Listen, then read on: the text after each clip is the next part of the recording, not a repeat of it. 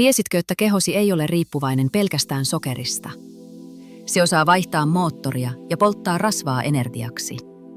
Normaalisti keho käyttää pääasiallisena polttoaineenaan hiilihydraateista saatavaa glukoosia, eli sokeria. Kun hiilihydraatteja on vähän, maksa alkaa valmistaa rasvahapoista ketoaineita. Tätä tilaa kutsutaan ketoosiksi. Ketoaineet ovat aivoille, sydämelle ja lihaksille hyvää polttoainetta, ja energia pysyy tasaisempana ilman suuria verensokeripiikkejä. Aivot tarvitsevat hieman glukoosia, mutta sitä ei tarvitse syödä. Keho valmistaa sen itse rasvasta ja proteiinista.